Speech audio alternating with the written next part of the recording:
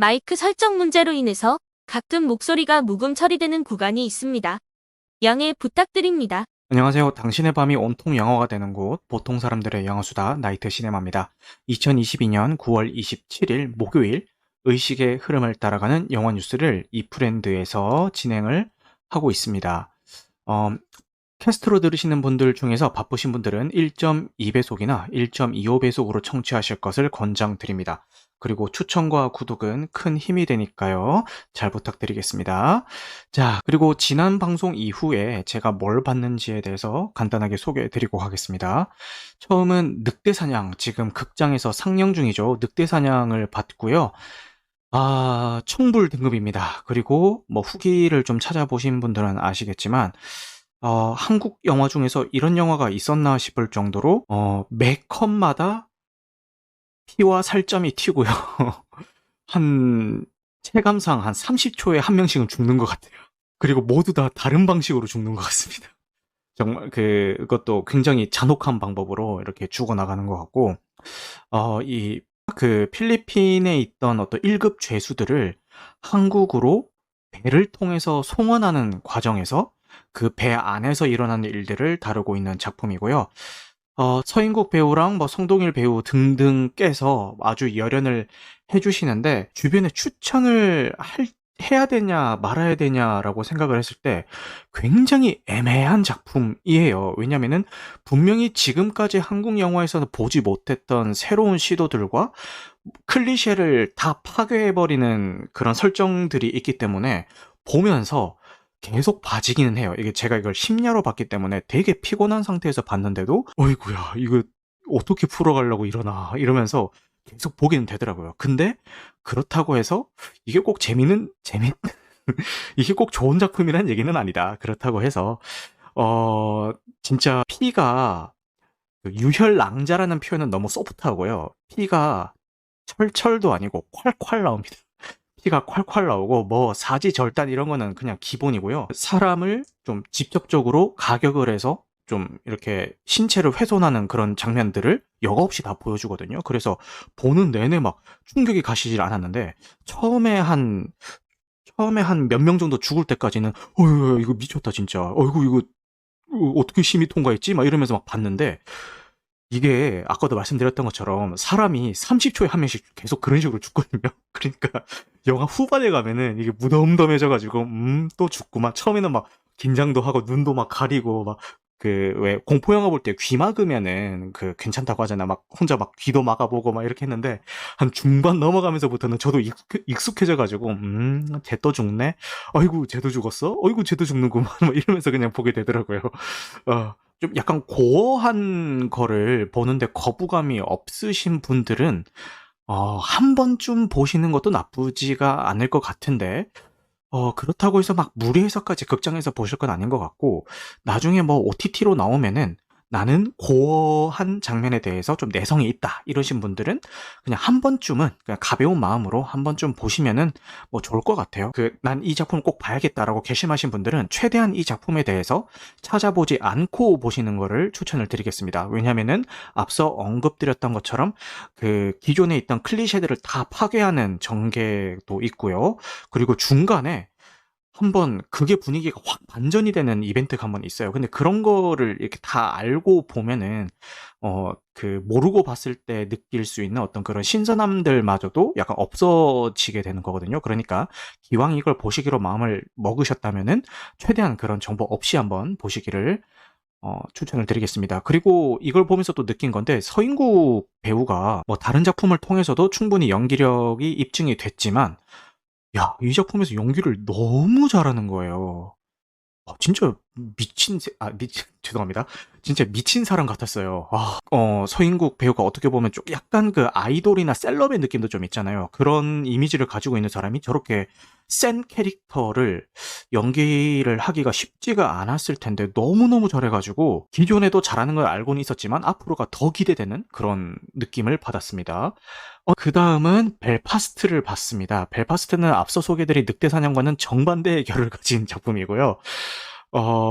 벨파스트라는 그 도시를 배경으로 하고 있는데, 저도 뭐 자세한 역사적 배경은 모르겠습니다만, 막 차에 불 붙이고, 막 화염방 던지고 막 난리 나요. 근데 그런 격동의 시대 속에서 살아가고 있는 일상을 그리는 작품이에요. 그래서 뭐 어떤 가족들 간의 이런 혼란한 정세 속에서 어떻게 서로를 의지하는지, 그리고 어떻게 일상을 살아내가는지를 아이의 시선으로 담담하게 그려낸 작품이거든요. 요거는 그 기존의 어떤 정액제 OTT에는 없었다가 지난주에 넷플릭스를 통해서 이제 공개가 된 작품이고, 상도 굉장히 많이 받은 작품인 만큼 관심 있으신 분들은 넷플릭스에 있어서 접근하기가 쉬우시니까요.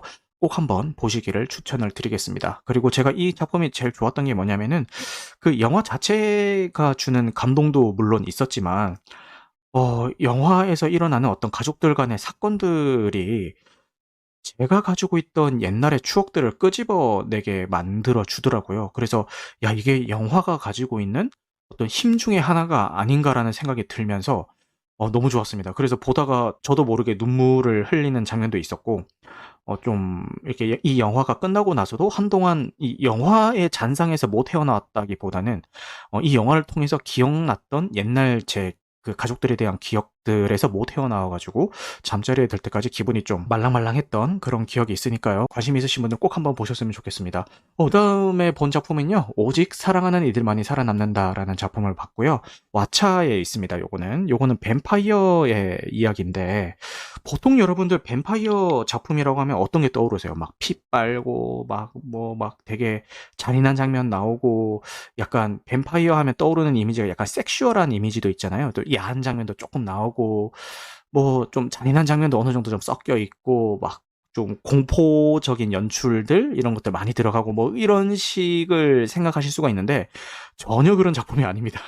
그 오랫동안 살아남은 뱀파이어들은 어떻게 사랑을 하고 어떻게 일상을 살아가는지에 대해서 정말 담담하면서도 시니컬하게 그려낸 작품이라서, 이거를 뭐 좀 되게 부정적으로 보자면은 지루한 작품이 될 수도 있는데, 긍정적으로 보자면은 그 화면 구성이 진짜 예뻐요. 그 분위기를 정말 잘 살려놨어요. 그래서 그런 거 보는 재미도 있을 것 같고, 특히 저는 요 작품이 좀 인상 깊었던 게 톰 히들스턴 배우를 제가 MCU의 그 로키라는 캐릭터로밖에 못 봤어요. 근데 이 작품에서 이제 다른 역할을 연기하는 걸 제가 처음 본 거거든요. 근데 아니, 로키에서는 그 왜 올백으로 하고 나오잖아요. 근데 올백으로 하다 보니까 약간 M자 탈모가 좀 있어요. 그래서 그런 것 때문에 좀 잘생겼다라는 느낌보다는 좀 친근하고 러블리하고 느낌이 좀 더 강한 배우였는데, 이 작품에서 너무 멋있게 나와요. 진짜. 그 속된 말로 약간 퇴폐미라고 하죠. 퇴폐미가 정말 장렬합니다, 이 배우의. 그래서 그런 그런 느낌을 한번 느껴보고 싶으신 분들은 이 작품 꼭 한번 보시기를 추천드리겠습니다. 그다음에 본 작품은요. 어제 심야로 제가 따끈따끈하게 보고 온 작품입니다. 아바타를 제가 보고 왔고요.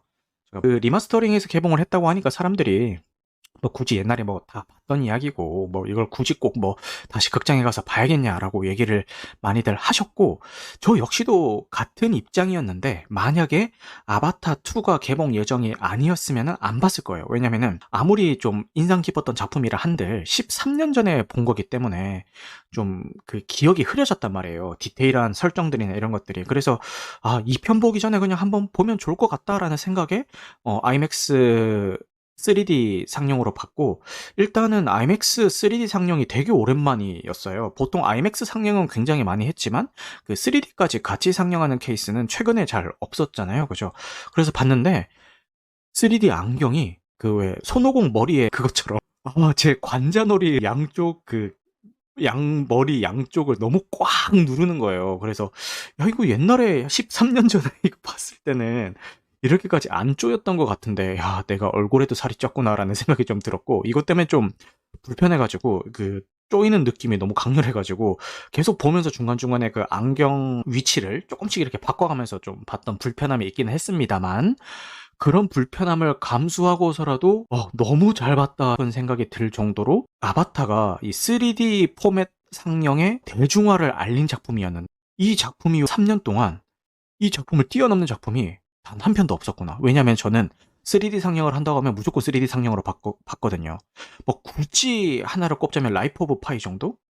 근데 진짜 이거는 와 다릅니다. 이 3D 상영은 진짜 다르고요. 그리고 이 3D 상영 포맷뿐만 아니라 여기에 있는 CG의 퀄리티마저도 최근에 공개되고 있는 마블 드라마나 마블 MCU 시리즈랑 비교해도 손색이 없거나 오히려 더 나을 정도로 퀄리티가 장난이 아닙니다. 그리고 제가 이거를 보길 정말 잘했다고 느꼈던 포인트 한 가지는 요 리마스터링 상영이 끝나면은 엔딩 크레딧이 나오다가 중간에 갑자기 뭐 특별 클립을 틀어드립니다. 이러면서 아바타 2편의 예고편도 아니고요. 그냥 아바타 2편에 있는 어떤 장면을 그냥 딱 잘라가지고 그냥 그 영화의 그 장면을 딱 잘라가지고 그 특정 시퀀스를 딱 보여줘요. 와. 제가 혼자 봤어요. 혼자 봤고 제가 새벽 2시에 상영이 끝나는 거라서 완전 심야였다 보니까 저 말고 2명이 더 있었거든요. 총 3명이 본 거죠. 그래서 저는 이렇게 뭔가 공감을 하거나 대화를 나눌 상대가 없음에도 불구하고 육성으로 진짜 미쳤다 소리가 계속 나오더라고요. 아바타 2 예고편이 영화 시작하기 전에 극장에서 광고로 좀 틀어주는 경우도 있고 유튜브에도 이미 다 공개가 돼 있긴 하지만 그건 2D잖아요. 2D로 돼 있는 거잖아요. 그래서 IMAX 3D 포맷으로 지금 볼 수 있는 기회는 요 아바타 리마스터링을 보고 난 뒤에 나오는 그 쿠키 영상밖에 없거든요. 너무 강렬한 거예요. 그 인상이. 와, 진짜 미쳤습니다. 12월에 이제 2편이 개봉하잖아요. 그 기대감이 너무너무 올라갔습니다. 지금 너무 보고 싶어서 약간 엉덩이가 들썩거릴 정도로, 이거는 기술의 진일보다라는 생각이 들 정도로, 진짜 좀 속된 말로 개쩔더라고요. 그래서 아직 요거 리마스터링 안 보신 분들은 아마 이번 주까지가 마지막 상영일 거니까요. 궁금하신 분들은 IMAX 3D 포맷으로 꼭 한번 감상하시기를 추천드리겠습니다. 그 다음에 이번 주 이제 개봉 예정작에 대해서 소개를 한번 드리겠습니다. 먼저 정직한 후보 2 예고편 한번 보고 가시죠. 근데 사람들이 이게 2편이 나올 건덕지가 있어? 라고 다들 생각을 했는데 어찌됐든 2편이 나왔고 여기 시사회 반응은 꽤 나쁘지 않았던 걸로 기억을 합니다. 지금 시내 21 평론가 별점 한번 볼까요? 지금 보면은 대부분 2.5점에서 3점대로 전문가 평점이 구성이 되어 있고요. 뭐 그렇게 나쁘지도 않고 뭐 그렇게 막 그냥 무난무난한 그런 수준이 되겠고요. 그리고 요게 그 시사회도 먼저 했었고 지난 토, 일 이틀간 이제 하루에 2회차씩 해가지고 유료 상영회도 했었어요. 유료 시사회도 했었어요. 근데 그 다녀온 지인들 얘기 들어보면은 나쁘지 않던데? 약간 요런 반응이더라고요. 의외로. 그래서 이게 처음에 제작 소식이 들렸을 때는 이거 가지고 무슨 2편을 만들어라는 이야기가 있었지만 뭐 어찌됐지 뭐 무난하게 뭐 해낸 것 같다라는 생각이 좀 듭니다. 아까도 보셨던 것처럼 이제 장르는 코미디고요. 출연은 라미란 배우님, 김무열 배우님, 윤경호 배우님, 서연우 배우님, 박진주 배우님 외라고 되어 있습니다. 감독님은 장유정 감독님인데 김종욱 찾기 브라더 정직한 후보 1편을 연출하셨던 감독님이시네요. 김무열 배우님을 개인적으로 조금 좋아하는 배우님이시기도 해요. 옛날에 그 뮤지컬 중에서 광화문 연가라는 뮤지컬 아세요? 거기서 김무열 배우님께서 이제 주연을 맡으셔서 연기를 한 적이 있는데 이 광화문 연가라는 그 뮤지컬을 제가 보러 간 적이 있어요. 근데 거기서 연기를 너무 잘 하시는 거예요. 김무열 배우님께서. 김무열 배우님의 배우자가 윤승아 배우님이시잖아요. 근데 윤승아 배우님이 제가 보러 간 그 회차에 응원차 오셨는데 이렇게 객석에서 만난 게 아니라 로비에서 만났어요. 근데 와, 진짜 얼굴이 주먹만 하더라고요. 그 당시엔 이제 마스크 낄 때도 아니니까 막 얼굴도 주먹만 하고 선글라스를 끼셨는데 아니 사람의 얼굴을 선글라스가 한 3분의 2를 덮고 있더라고요. 그래서 야, 내가 쓰는 선글라스가 좀 특대 사이즈인가라는 생각이 들면서 진짜 너무 예쁜 커플이더라고요. 제가 김무열 배우님의 실물과 어떤 그 노래 실력, 무대 매너 이런 거에 홀딱 반해가지고 그 뒤로는 굉장히 응원을 하고 있는데 은교에서 감히 우리 고은이를 건드려가지고 아닙니다. 요거는 사담이고요. 어쨌든 되게 좋아하는 배우인데 요 정직한 후보 2에도 나온다고 하니까 제가 1편을 안 봤어요. 1편을 안 봐가지고 제가 정직한 후보 2편을 내일 퇴근 후 시간으로 예매를 해놓긴 했거든요. 근데 이게 아무래도 감독님도 같고 하니까 그 공조처럼 굳이 1편을 안 봐도 상관없지 않나 싶은 생각도 들면서도 그래도 1편을 봐야지만 2편을 100% 즐길 수 있을 것 같은데 생각도 좀 들면서 약간 좀 복잡 미묘한 그런 생각이라 만약에 오늘 제가 방송이 없었다면은 1편을 보고 내일 2편을 보지 않았을까라는 생각도 듭니다. 그래서 자, 좋습니다. 어, 상영 시간은 1시간 46분. 굉장히 바람직하죠. 요즘 나오는 영화들 기본 2시간 다 넘기는 거 생각하면은 바람직한 상영 시간이고 손익분기점은 165만 명, 국내 상영 등급은 12세 이상 관람가입니다. 서울시장 선거에서 떨어지며 쫄딱 망한 백수가 된 주상욱은 우연히 바다에 빠진 한 청년을 구한 일이 뉴스를 타며 고향에서 화려한 복귀의 기회를 잡는다. 하지만 정직하면 할수록 바닥으로 곤돌박질 치는 지지율 앞에 다시 뻥쟁이로 돌아간 그 순간 주상욱에게 운명처럼 찾아온 진실의 주둥이.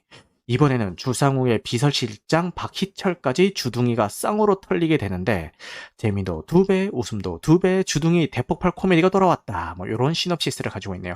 그러니까 뭐 어떤 우연한 기회에 의해서 좀 거짓말을 못하게 된 이제 등장인물들에 대한 이야기인데 1편에는 요 라미란 배우만 거짓말을 못했다면은 2편에는 요 김무열 배우까지 쌍으로 이제 거짓말을 못하게 된 설정인 것 같아요. 정직한 후보 1편이 처음에 개봉을 했을 때 이 짐 캐리의 라이어 라이어의 소재를 그대로 갖다 쓴 게 아닌가 뭐 이런 얘기도 있었지만 뭐 사실 뭐 요 정도 소재 차용은 뭐 그냥 뭐 좀 감안해줘도 되지 않나 막 이렇게 뭐 아는 듯 모르는 듯 쓱 눈 감아줘도 되지 않나 그런 생각이 듭니다. 그래서 좀 가벼운 마음으로 코미디 영화 한 편 보고 싶다 하시는 분들은 극장 가셔서 보셔도 될 것 같고 뭐 다들 아시다시피 사실 뭐 이렇게 꼭 극장에 가서 봐야 되냐 하면 또 꼭 그렇지만도 않잖아요. 그죠? 요런 작품들은 나중에 뭐 OTT로 나와도 봐도 되니까. 근데 제가 항상 요런 얘기하면 흥행을 하더라고요. 제가 645도 보고 와서 야 이거는 뭐 굳이 극장에서 봐야 되는지 잘 모르겠다라고 했더니 막 역대급 흥행하고 있고 막 그런 사단입니다. 그래서 뭐 함부로 속단하긴 힘들지만 어쨌든 관심 있으신 분들은 극장에 한번 가보시면 좋을 것 같다. 이런 말씀 드리겠습니다.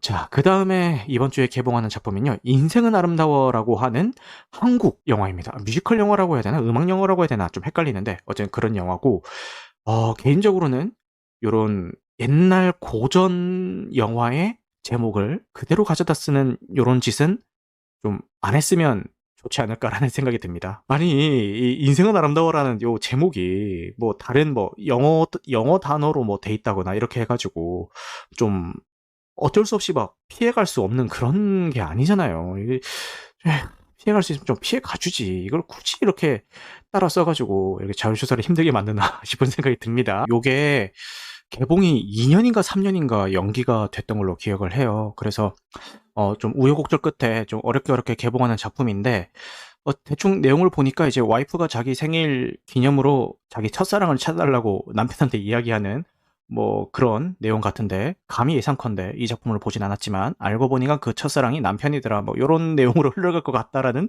어떤 느낌적인 느낌 그런 게 좀 있죠. 그죠? 그리고 요게 이제 시사회도 진행이 됐고 이건 역시 아까 그 정직한 후보 2와 마찬가지로 지난 토, 일 이틀 동안 하루에 상영 2회차씩 이렇게 유료 시사회도 진행이 됐는데 보신 분들은 평이 대체로 좋지는 않습니다. 시사회를 다녀온 분들 후기를 보니까 너무 올드하다. 어떤 연출이나 내용이나 이런 것들이 너무 올드하다. 뭐 이런 이야기들이 좀 있어가지고 뭐 보긴 볼 건데요. 뭐 크게 뭐 막 이렇게 막 기대하면서 볼 작품은 아닌 것 같습니다. 지금 허니 여름님께서 제목을 가지고 인생은 아름다울까? 뭐 이런 식으로 변칙을 좀 주시지 그랬어요. 이런 얘기를 하시는데 그러게요. 그리고 요거를 극장에서 봐야 되는 이유를 굳이 대자면은 요게 상영 타입 중에서 그게 있어요. 옛날에 보헤미안 랩소디 그 상영할 때 다 같이 막 노래 부르면서 볼 수 있는 그 상영이 있었잖아요. 요것도 그걸 합니다. 게다가 이 작품에 쓰인 곡들은 다 옛날 그 한국에 있는 명곡들이 쓰였기 때문에 좀 더 따라 부르기가 쉽지 않을까라는 생각이 들고 거기에만 확실히 좀 흥이 날 것 같다라는 생각은 드는데 문제는 지금 여기 사용된 곡들이 하필 토이 곡들을 써가지고 최근에 논란이 조금 있었던 작곡가의 곡들이 쓰여졌죠. 근데 아까도 말씀드렸던 것처럼 이 작품이 원래 개봉하기로 했던 2, 3년 전에는 그런 논란이 없었기 때문에 최적의 선택이었을 거예요. 이 영화 제작사 입장에서는.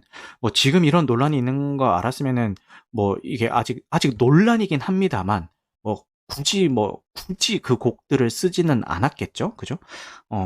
근데 뭐 어쨌든 뭐 제작은 이미 2, 3년 전에 끝났고 네, 개봉은 지금 해야 되고 하니까 뭐 그렇게 하는 것 같은데 어쨌든 그런 안타까움이 좀 시대적인 불운들이 조금 따르는 작품이 아닌가 싶어서 조금은 안타까운 면이 있기도 한데 그럼에도 불구하고 이 작품을 조금 응원할 포인트를 찾자면은 그 한국 이런 음악 영화나 뮤지컬 영화들이 씨가 말랐잖아요. 솔직히 뭐 생각나는 거 있어요? 뭐 세시봉 정도? 그렇다 보니까 이런 새로운 시도들이 조금 응원받았으면 좋겠다라는 생각은 있어요. 아까 그 늑대 사냥과 마찬가지로 뭐 허구 한 날 계속 공조 2 같은 그런 작품 뭐 물론 좋기는 한데 그런 작품들이 흥행하고 이런 것보다는 이런 그 새로운 시도를 하는 작품들도 뭐 흥행까지는 아니더라도 최소한 손익분기는 조금 넘겨줬으면 좋겠다라는 좀 응원하는 마음은 가지고는 있습니다. 그래서 그 시사회 평이 그렇게 좋지 않음에도 불구하고 저는 그럼에도 불구하고 저 응원하는 마음에서 그래요. 요런 척박한 이런 한국 음악 영화의 시장에 어떤 그 발을 담그셔서 고생이 많으셨습니다라는 어떤 응원하는 의미로다가 극장에서 제 한 표를 극장 티켓 한 장을 좀 한번 보태 보겠습니다. 그 감독님은 최국희 감독님이신데 이분이 뭘 제작하신 분들일까요? 이제 국가보도의 날과 스플릿 감독을 하셨던 분이시네요. 국가보도의 날은 개인적으로 뭐 괜찮게 봤는데 스플릿이 그거죠? 그 도박 그 볼링하는 거 맞네. 요거는 조금 안 좋은 평을 많이 받고 있어서 전작만으로는 조금 판단하기 힘든 분이 아닌가라는 생각이 드는데 근데 전작들에서 음악 영화들이 안 보이는데 조금 요런 새로운 시도를 하신 것 같아요. 그죠? 근데 배우들은 뭐 다들 좋은 배우죠. 뭐 류승룡 배우, 염정아 배우, 박세환, 옹성우 다 좋은 배우들이죠. 그죠? 뭐 어쨌든 잘 해주기를 바래 보겠습니다. 네. 자, 그다음은 이번 주 개봉작은 아니고요. 이 리멤버라는 영화의 예고편이 공개가 됐는데 요거 한번 같이 보고 가시겠습니다. 네, 이렇게 10월 26일 개봉 예정작 리멤버입니다. 이 작품이 처음 눈에 들어왔던 이유는요. 소재가 그 친일파들 조지고 다니는 얘기예요. 요 한 줄만으로도 뭔가 흥미가 확 생기지 않습니까? 친일파 조지고 다니는 이야기. 뇌종양 말기에 80대 알츠하이머 환자인 한필주, 일제강점기 때 친일파들에게 가족을 모두 잃었다. 아내가 세상을 떠나자 필주는 60년을 계획해온 복수를 감행하려고 한다. 그는 알바 중인 패밀리 레스토랑에서 절친이 된 20대 알바생 인규에게 일주일만 운전을 도와달라고 부탁한다. 이유도 모른 채 필주를 따라 나선 인규는 첫 복수 현장의 CCTV에 노출되어 유령 용의자로 지목이 된다. 경찰은 수사망을 좁혀오고 사라져가는 기억과 싸우며 필주는 복수를 이어가는데 라는 시놉시스입니다. 재밌죠? 제가 너무 좋아하는 이 남주혁 배우가 나옵니다. 그래서 이 남주혁 배우를 스크린에서 볼 수 있다는 것만으로도 조금 의미가 있지 않을까라는 생각도 한번 해봅니다. 너무 잘생겼죠? 제가 이 남주혁 배우를 좋아하게 된 계기도 이 역도요정 김복주에서 좋아하게 됐는데요. 여기서 수영 선수로 나오나? 하여튼 뭐 그렇습니다. 무슨 진짜 그 순정 만화책을 찢고 나온 줄 알았어요. 너무 그 잘생김과 세련됨을 다 가지고 있는 거예요. 그래서 진짜 쟤는 크게 되겠다라고 생각을 했는데 뭐 21, 25 거기서도 좀 맹활약을 하면서 좀 좋은 모습 많이 보여주고 있죠. 이번 리멤버라는 영화에서는 뭐 어떻게 할지 한번 기대를 해보겠습니다. 영화는 뭐 영화 데뷔작은 아니고요. 그 조제에서도 주연을 했었고 안시성에서도 나왔었죠. 안시성들 배우들이 다 꼬질꼬질하게 되어서 안시성들 배우들이 안시성 그러면서 나왔던 그 안시성에서 주연을 했었습니다. 영화 필모는 그렇게 좋은지는 잘 모르겠지만 요 리멤버로 통해서 조금 잘 되기를 한번 바라보겠습니다. 뭐 소재는 일단 뭐 딴 거 다 때려 치우더라도 친일파 조지고 다닌다. 요 컨셉 하나만으로도 충분히 한번 관심을 확 끄는 작품이긴 하니까요. 관심 있으신 분들은 한번 관심을 가져보시면 좋을 것 같고 아까 제가 잠깐 언급했었던 645가 베트남에서도 박스오피스 1위를 차지하고 있다는 그런 뉴스입니다. 국내에서도 손익분기점을 넘긴 몇 안 되는 올해 한국 영화 중에 하나이기도 한데 베트남에서도 지금 흥행을 하고 있다고 하네요. 이것도 베트남에서 이 한국 영화가 1위 하는 것도 굉장히 유례 없는 일이라고 하니까요. 저는 재미없게 봤습니다만 궁금하신 분들은 아직도 극장에서 상영하고 있던데 한번 보시길 바라겠습니다. 네. 그 다음에 라스트 오브 어스의 예고편이 공개가 됐죠. 요거 한번 보고. 요 라스트 오브 어스를 이제 많은 분들이 플레이스테이션 게임으로 이제 많이들 알고 계실 건데 저 역시도 이 게임의 굉장한 팬이고요. 거의 플레이스테이션을 샀다고 하면은 무조건 해봐야 되는 작품 중에 하나로 꼽히는 작품이기도 하죠. 그만큼 너무 잘 만든 게임이고, 제가 이거를 플레이스테이션 이제 3로 이 작품이 처음 나온 걸로 알고 있는데, 저는 이 작품을 처음 접했던 게 플레이스테이션 4로 이제 처음 접하긴 했어요. 근데 이 게임을 하면서 느꼈던 점이, 와, 연출 미쳤다. 이거는 드라마나 영화로 넣으면은 진짜 너무 재밌겠다. 이런 생각을 하면서 막 했거든요. 왜냐면은 게임을 하신 분들은 공감을 하시겠지만, 물론 어떤 게임적인 재미 요소도 있습니다만, 사람들이 이 게임에서 열광했던 많은 연출들이 사실은 그 영화적인 연출에서 다 따온 거거든요. 컷신들이나 이런 것들이 다 어떻게 보면 영화적인 문법과 다 똑같잖아요. 캐릭터가 움직이고 뭐 배경이 있고 뭐 하는 그런 것들이, 그러다 보니까 야, 이거를 참 드라마든 영화든 뭐든 영상화를 시키면은 진짜 좋을 것 같다. 너무나도 훌륭하게 이렇게 다 콘티를 짜줬는데 게임의 어떤 연출이라든지 이런 거 그대로 그냥 따라서 만들기만 해도 충분히 좋은 작품이 나올 건데 좀 매력 있는 어떤 소재지 않나라는 생각을 했는데, 야, 이렇게 오랜 기간의 제작 끝에 드디어 개봉을 하고요. HBO 맥스에서 제작을 했고, 국내에서는 당연히 웨이브에서 이제 서비스를 하겠죠. 웨이브에서 언제 들여올지 모르겠지만 한번 기대를 해보겠습니다. 그리고 HBO에서 제작했던 작품들 중에서 역대 최고 제작비가 든 게 왕자의 게임인데, 그 왕자의 게임의 제작비를 훌쩍 넘겨섰다고 하니까요. 어디에 돈을 그렇게 많이 들였는지 한번 기대를 해보겠습니다.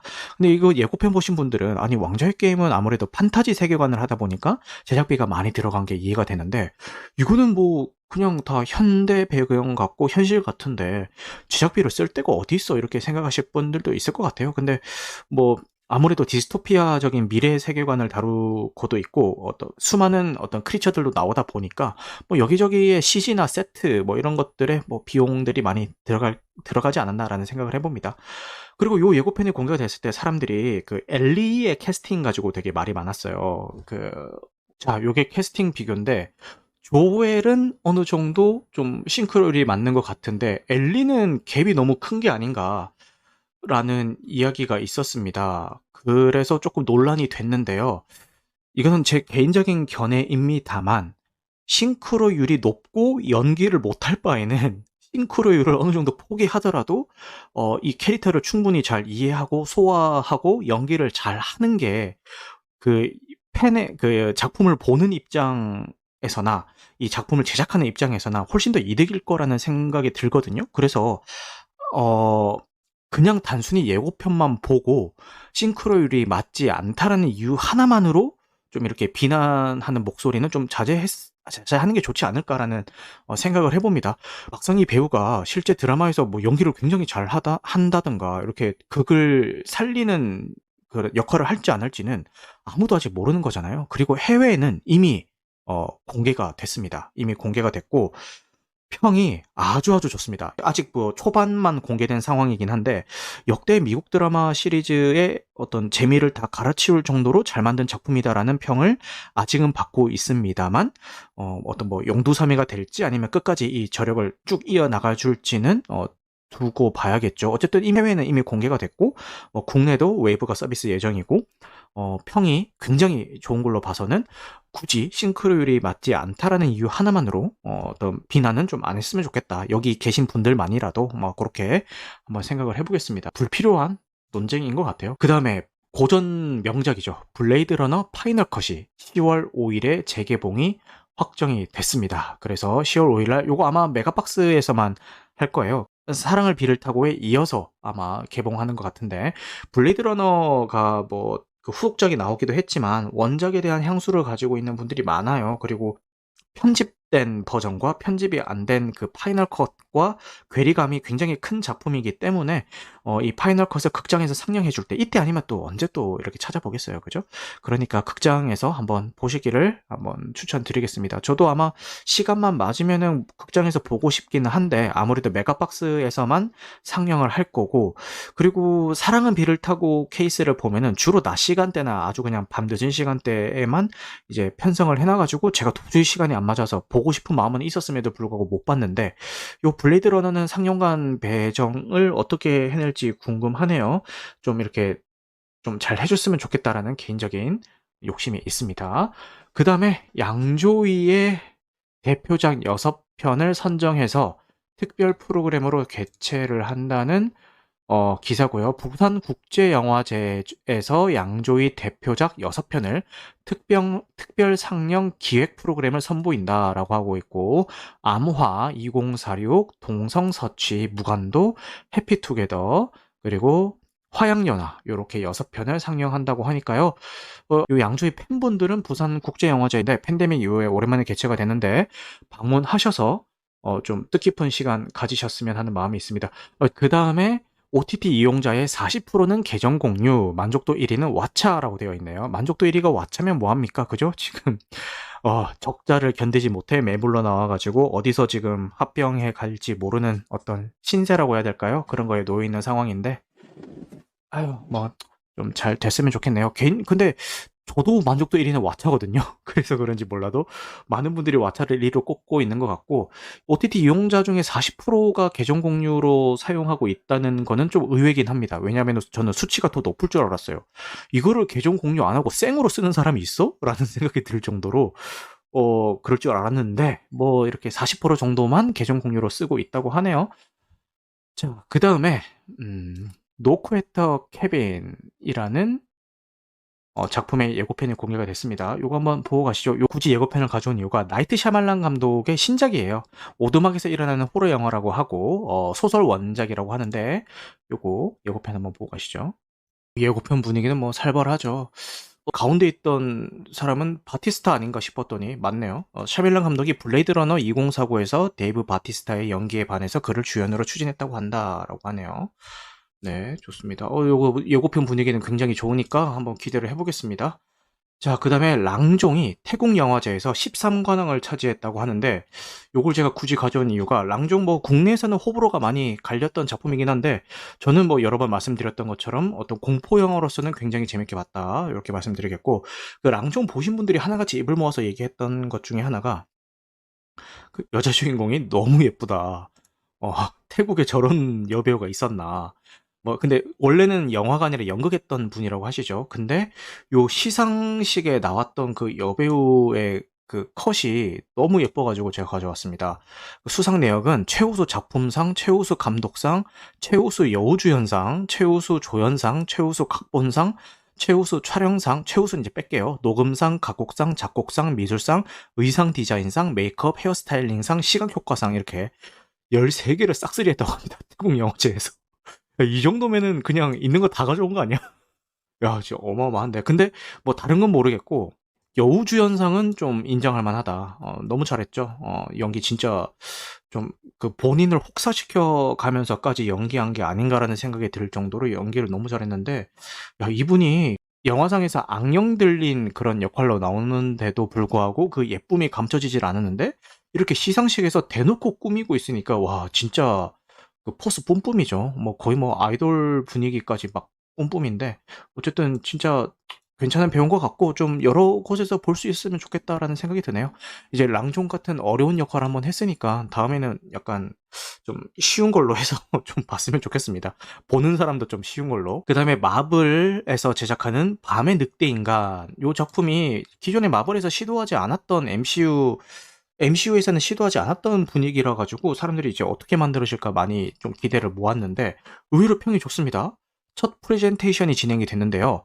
1940년대로 시간을 돌려놓은 고전 공포, 세트 디자인, 생물 효과, 전투 안무, 흑백 고어가 훌륭하다. 코믹 장르가 아니라 완전 호러다. MCU에서 처음 시도한 신선한 공기다. 완전히 독특한 MCU 이야기다. 마블의 새로운 MCU 괴물이다. 완벽하진 않지만 마블이 한 일 중 가장 잘한 일이다. B급 감성의 괴물 메쉬. 미래에서 올 몬스터 어벤져스라는 평을 받고 있고 10월 7일에 디즈니 플러스에 공개가 되는데 요게 국내 디즈니 플러스 공개도 동시에 해줄지 아니면 한 2주나 뭐 이렇게 몇 주 텀을 가지고 해줄지는 모르겠지만 뭐 머지 않았습니다. 그죠? 이렇게 호평을 받고 있는 거 보니까 한번 기대를 가져보겠습니다. 그다음에 뭐 가장 핫했던 이슈인데 곽도원 배우가 제주도에서 음주운전을 해가지고 신호 대기 중에 잠이 드는 바람에 신호가 바뀌었음에도 출발하지 않아서 다른 그 인근 주민들이 신고를 해가지고 이제 음주운전이 적발이 되었죠. 근데 이 음주운전 이슈가 터지자마자 한 하루 이틀 만에 지금 돈스파이크의 어떤 마약 이슈가 터져가지고 지금은 이야기가 쏙 들어갔죠. 기사들이 쏙 들어가고 온통 지금 또 돈스파이크 마약 얘기밖에 없죠.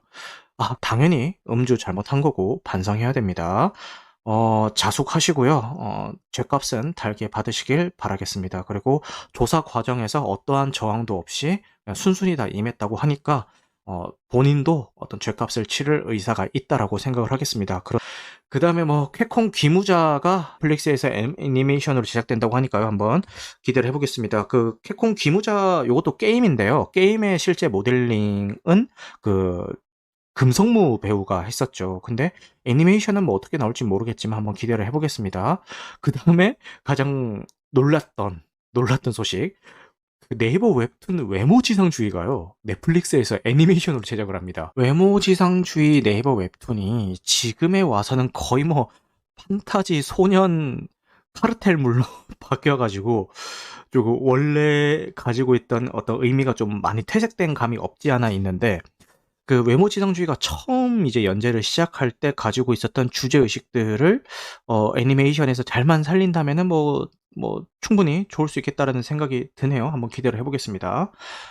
자, 오늘 이렇게 오늘 개봉 예정작과 제가 그동안 봤던 작품들 그리고 영화 뉴스들 한번 살펴보는 시간을 가져봤는데요. 어떻게 여러분들에게 조금이라도 도움이 되는 시간이었으면 하는 바람입니다. 여러분들 늦은 시간까지 함께 해주셔서 감사하고요. 오늘 방송한 내용은 편집 과정을 거쳐서 유튜브와 각종 팟캐스트에 업로드될 예정입니다. 여러분 영화 같은 밤 되시길 바라겠습니다. 감사합니다. 저는 이프렌드에서는 다음 목요일에 이번 주 OTT 공개 예정작을 가지고 돌아오도록 하겠습니다. 그러면 목요일 밤 11시에 이프렌드에서 뵙도록 하겠습니다. 감사합니다.